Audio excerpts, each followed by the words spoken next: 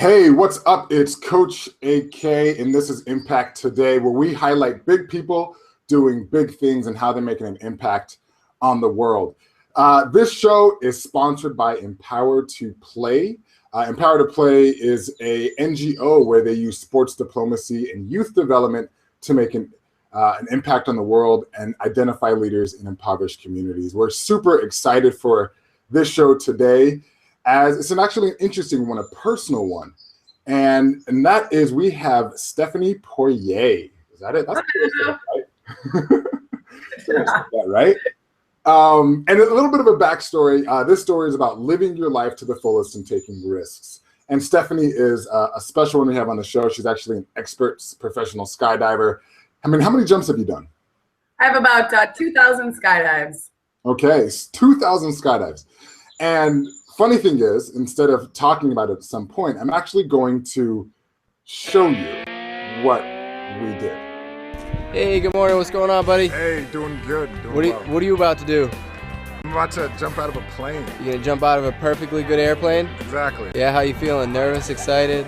I feel good. I mean, I went 10 years ago. Yeah. The situation wasn't as good as I thought it was. 10 years ago, that's a little. You were crazy and young back then. I was crazy and young. Yeah. I came in tough last time, but I flailed like a little kid. So yeah. I got to redeem myself. Kicking and screaming like a little girl, right? Exactly. So this time is to redeem myself. Good for you, man. And humble myself. Humble yourself. So if I do kick and scream, then it's okay. It's a good goal, man. I think you'll be all right up there. Okay. Any last minute words, confessions, anything you want to get off your chest before you do this crazy stunt? No. No? Keep it all to the grave. Skeletons right? are staying in there. Yeah, good. All right, in a few minutes here, we're going to fly 2 miles high in the sky in an airplane. We're going to jump out, go 120 miles an hour free fall. How's that sound? Sounds exciting. Pretty good, right? See you up there.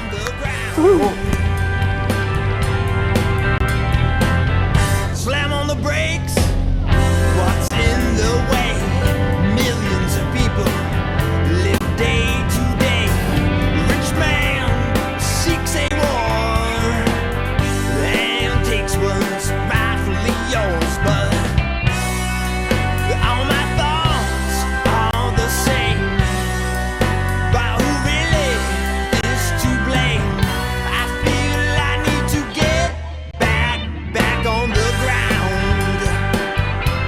Back on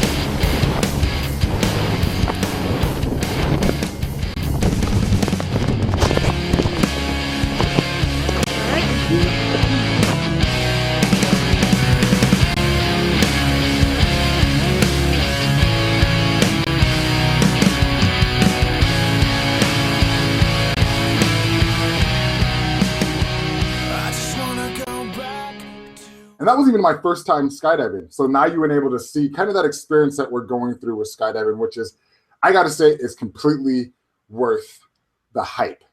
And I wasn't the first time I went skydiving. And the first time I went skydiving was actually 10 years ago. And when I went 10 years ago, that experience was not as it was the first time. The first time I actually went, I jumped out of the plane and I was flailing like a little girl. I can't say that. Flailing like a little baby. We'll say, we're saying instead.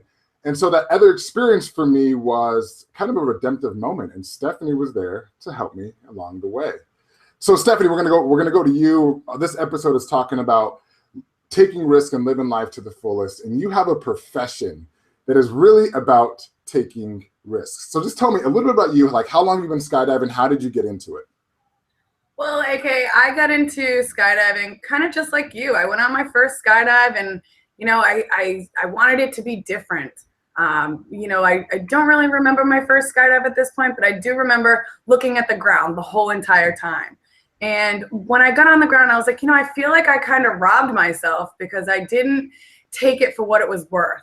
So I booked myself another skydive down in Key West, Florida, and my mom went there with me. She didn't skydive, but she watched me do it and watched me land and all that stuff. So we were just casually talking on the way home about, you know, Mom, the lifestyle that they live, it must be so cool. They can go anywhere in the world they want and just skydive.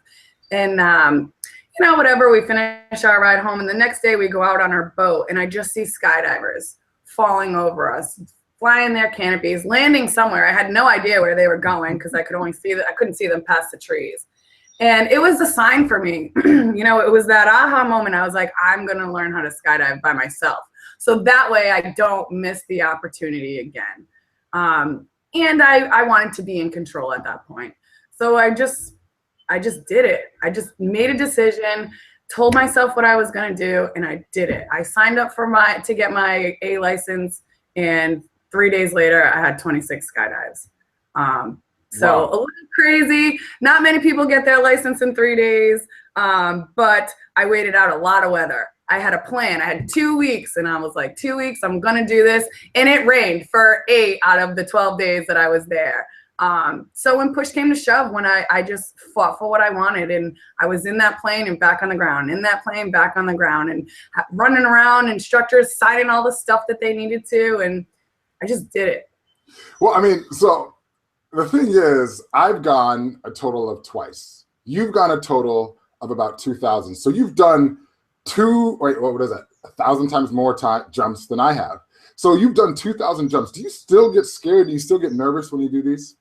Yeah, absolutely. Being nervous, you know, not every skydive makes me nervous. Being nervous is more situational. For example, I took my 19-year-old sister skydiving yesterday.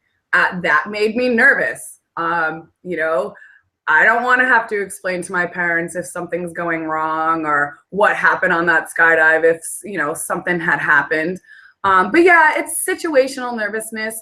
Older people who want to skydive, you know, if I broke your ankle, AK, okay, it would stink and, you know, you would go to the doctors and you would heal from it. An older person, that might not be the case, you know. So it's a situational nervousness that I tend to get. So over 2,000 jumps, you've done over 2,000 jumps.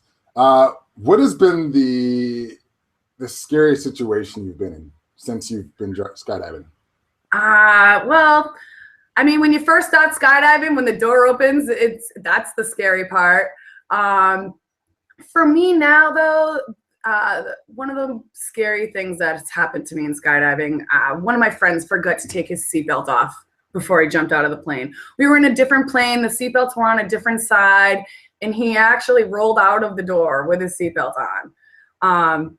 So then, you know, I'm hooked up, ready to do a tandem. Now what? But we keep hook knives in the plane, and the pilot handed me a hook knife, and I just chopped my friend off the bottom of the airplane hanging from a seatbelt. Weather can be scary too. You know, a lot of people don't think that wind is very important in skydiving. People don't even think of wind as weather. You know, they think of a snowstorm or raining or thundering lightning. Those are things we can't skydive in. But wind is also something in skydiving that can be a scary situation. So out of your 2,000 jumps, how many times have you died? Not once. I beat my world record yesterday, jumping out of the planes the most times and living and tell about it. So, I mean, I kind of go to that. I think one of the biggest things with skydiving, it's seen as a very scary profession. Yeah. And the reason I kind of asked that question is because I've done the statistics on it, and you actually have a better chance, I believe, of driving the travel to the skydiving place than you actually do skydiving. Yep. Right, but you have this fear that people have. What I want you to do is like take me into the mind, if you can, of the thought process that goes through people when they're skydiving, like when they first put on the pack to get on the plane and then jumping out.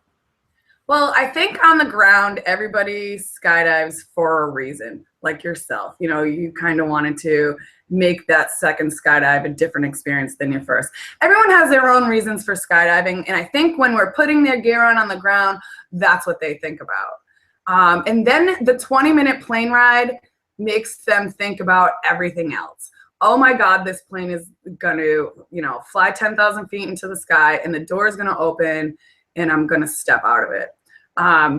People skydive for a thrill. People skydive to overcome fear. Heights is a big thing. We had a lady this year who came skydiving because she was scared of airplane propellers. I don't know why airplane propellers for her was such a deal in her life, but it was. So, you know, we told her what was going to happen exactly. So I'm not really sure what goes through their minds, but I think a lot of it is, I'm scared, I'm fun, I'm doing this for a reason. Oh my God, I can't believe this is happening. Holy crap, that was super cool. So I think everyone has their own reason for skydiving, and a lot of people feel different ways about the skydive in general. And out of these several jumps, what is the question you get the most? The question I get the most is, how long have I been skydiving, and how many jumps do I have? When I think about that for myself, I was thinking, is she qualified? Exactly. Is she qualified enough for me to trust her? Because that's what it is too. You know, as a tandem student, you kind of have to put all your trust in your instructor, and you know, just hope that they know what they're doing, which most of us do. You know, we have qualifications that we need to meet before we can even be a tandem instructor. We go through very rigorous training before we can even jump with someone who has 0 skydives. So generally, if your tandem instructor has a tandem rating, they have good qualifications. But everyone always wants to know what your qualifications are that I should go skydiving with you. Yes, and that made me feel much better in the process. I have to be honest with you. So as you are, you know, you're doing this skydiving, you're doing this experience, and you've done over 2,000 jumps. How many people have backed out? I personally have never had anybody back out on me. The skydiving center that I work for has had 4 people back out in the last 4 years. So that is, you know, tens of 20 of thousands skydives, and only 4 people have changed their minds. You do so many things before you actually get in the plane. You know, you call us and book the appointment. You show up and fill out the waiver. You pay for your skydive, you get in the gear, you get in the plane. The only thing left to do at that point is jump. Put your feet out on the step and jump. You know, so not many, I've never had anyone back out on me, and not many people do in general. So what do you think is a reason that causes people to, you know, be afraid of skydiving? It's the fear of the unknown.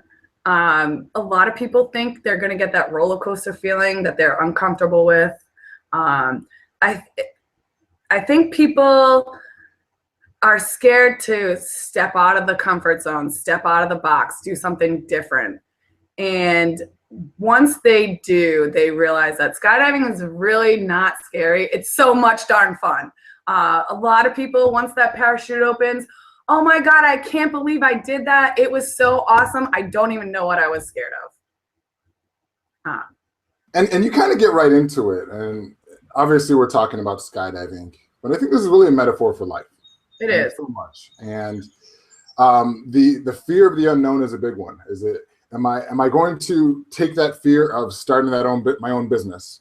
Am I going to take that fear of applying to that particular school? Am I going to take that fear by asking out this person on a date? And sometimes the biggest and the scariest part, and I'll say for me personally when I went skydiving, wasn't the jump in itself. It was actually the process, and right as soon as that door opened was the scariest part for me. And then when you come out, you're flying through the air, and it's such an exhilarating feeling where fear is not away. I mean, where fear has been taken away, and this is just a crazy experience. Yeah. You know, how do you think skydiving has helped you outside of actual skydiving in life? Skydiving has helped me in life to take that extra step. Go do that thing that you really don't want to do. That might be a little bit scary, out of your comfort zone.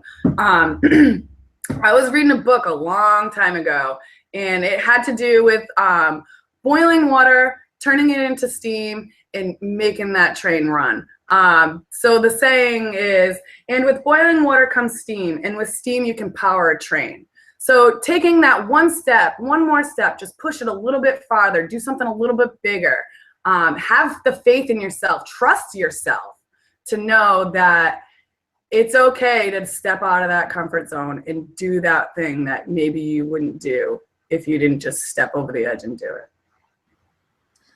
So for me personally in my life, it's, you know, traveling, go there by myself. Generally, people don't want to travel by themselves. Traveling by myself sounds a little scary to me, but you know what? I'm going to do it because it's going to give me some kind of opportunity that I wouldn't find if I don't go. Man, how much I believe in that so much. I believe when I think about also skydiving is you have your comfort zone. Everybody has their comfort zone. And usually everybody's comfort zone is much, much smaller than everything else around it. And every single step outside of that comfort zone, you get into something called the courage zone. And the only way to build that courage zone is you have to first step out. And then once you first step out, it gets bigger. See, it's crazy when I think about it with you. It's at one point you were afraid to go skydiving. You had this nervous feeling. And now when you think about it, 2 years later, you've done over 2,000 jumps. So this fear that you had is no longer the case. And it's just crazy. Yeah. Now when I jump out of a plane, it's freedom. It's freedom. I'm free. You know, it's not scary. So what can you tell somebody to, you know, take that extra 1 degree or that 1% to get outside of their comfort zone? What would I tell them? If you don't do something different, your life will always be the same. So do something different, change, make something change. Yeah, I mean, yeah. I mean, sometimes it seems so simple, but sometimes the most simple things are the most challenging because people are expecting some type of secret sauce, some secret formula. Like, how do you do that? Like, what do you mean? Just do it. Just do it. Just do it. Like Nike says it. And when you have that ability to just do it, it starts to build off one another. You know, I think for skydiving with me helped me because one of my biggest fears, actually, I'll actually take a step back. Before that was there's this term called paralysis to analysis. And some people feel as though that you have to make sure that you're completely prepared. You know the outcome before it happens, before you actually take that jump, take that leap. And I remember when I went my first skydiving trip or jump, there was this class that I had to take. And I think it was like an hour class. And it's probably different today, but 10 years ago, there was this hour class that I had to take. And I came in very confident. I knew what I had to do. I knew all the steps that I had to take. But as soon as that door opened up, my mind kind of went blank.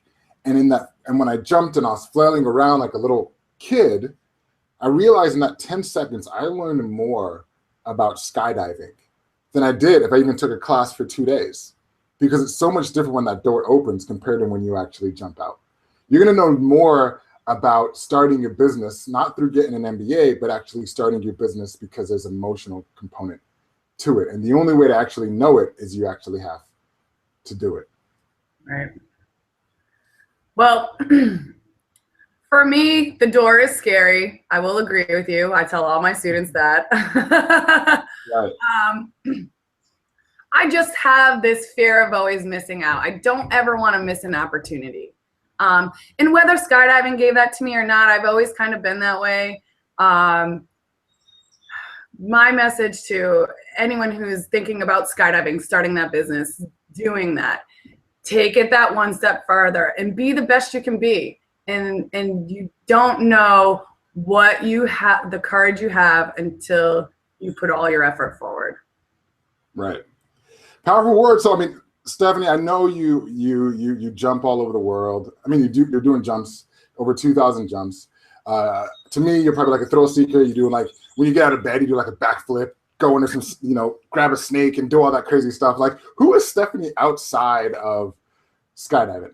Outside of skydiving, I'm just a laid back, kind of go with the flow, hang out with my friends, be outside, find that next adventure, climb that big rock over there.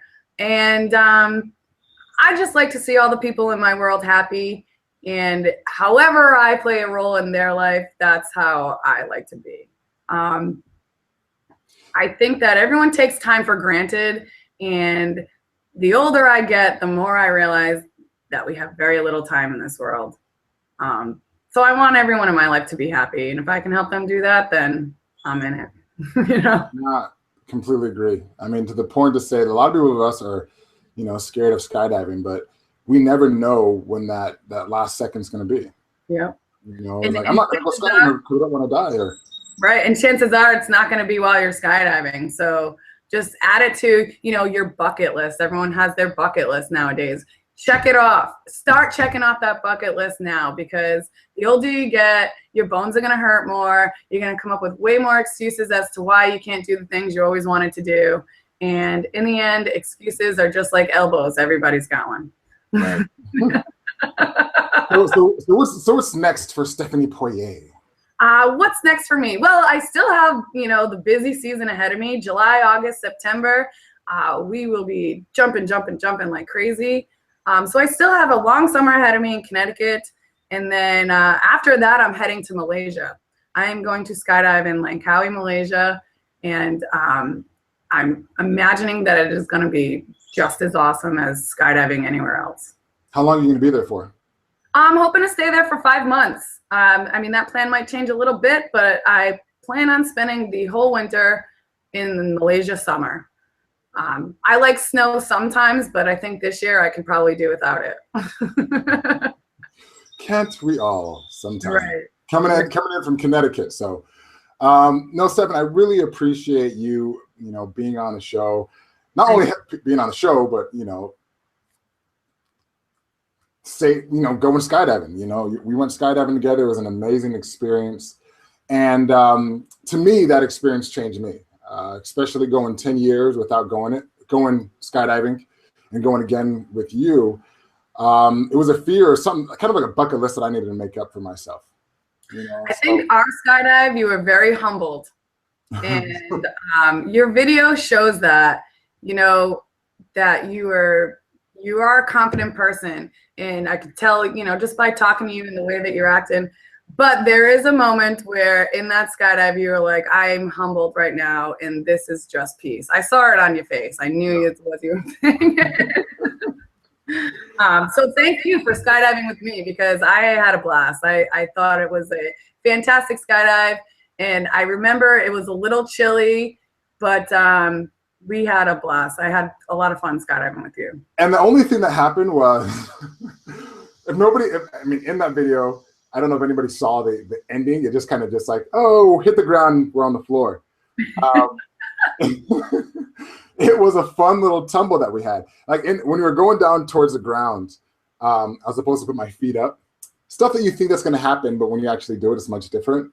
And I actually thought when I was about to hit the ground, I was going to do one of these cool little runs, like, I'm going to run like they do. And I forgot that I had another person on my back. Yeah. And I ate it. You know, we call that a PLF, parachute landing fall. Tuck and roll, dude, tuck and roll. It's okay. not every landing is perfect, but there is a skill to landing a parachute. But you know what? Whatever, AK. We're here talking about it, and we don't have any broken bones. So I think that's part of the experience, And it was also well worth it. It's something that I'm going to do again. And it was an amazing time. So, Stephanie, I always ask this to everybody, kind of like delayed for some reason. But how do you feel like you're making an impact on the world? I feel like I'm making an impact on the world, conquering fear one skydive at a time. Okay.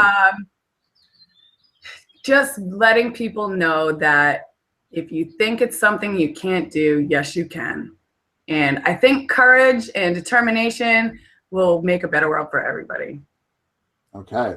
Well, so Stephanie, how can people find you? How can people get connected to you, or at least jump with you or get to know more information? Well, if you want to come jump with me, then you can just Google Skydive Danielson, and we will.